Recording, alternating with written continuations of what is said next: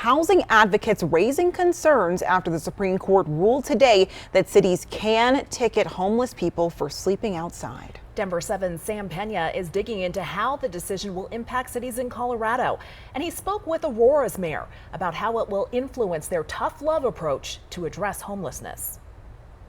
I sleep wherever I can sleep, wherever I feel safe. I really go for days and days because I don't feel safe. It's a life Cisco Lee Edwards didn't choose. But I keep moving from state to state because I don't feel like I'm at home. For the past 6 years, he's been in and out of housing. I came here with hope, yeah. And for the past week, he's lived on the streets of Denver, been robbed 3 times, and now has an even bigger concern. Yeah, it's gonna hurt me big, bro. Friday morning, the Supreme Court ruled that local governments can enforce bans on the unhoused sleeping in public places, meaning if Cisco doesn't get to a shelter in time, there's nowhere else for him to go. Choosing to side with Grants Pass over Johnson, it really dehumanizes the houseless community. Anna Lilith Miller with House Keys Action Network Denver criticized the ruling, saying it will lead to more encampment sweeps. Criminalizing houselessness does not solve the issue at all. It clears the way without question for the city of Aurora to move forward with our camping ban. Aurora Mayor Mike Kaufman says the ruling will help the city's new tough love approach to homelessness.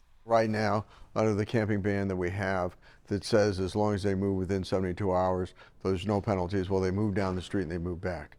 Tuesday, Aurora updated their camping ban, cracking down on those who don't leave encampments fast enough with tickets and arrests. We want a policy that is compassionate to those experiencing unsheltered homelessness, but it's fair to our taxpayers. We also reached out to Denver Mayor Mike Johnston's office, and a spokesperson told us in part, quote, "We don't need the Supreme Court's guidance to know the right way to address homelessness is through compassion and humanity."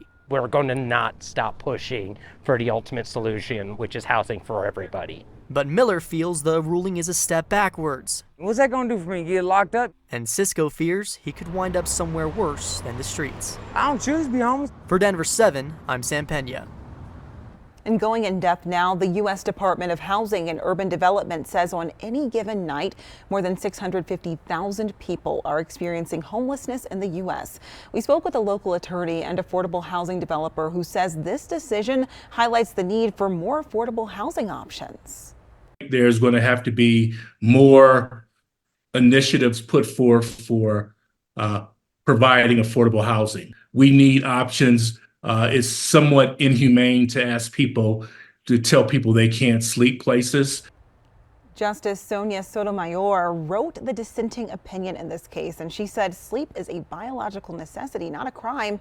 For some, sleeping outside is their only option, adding punishing people for their status is cruel and unusual under the 8th Amendment, end quote.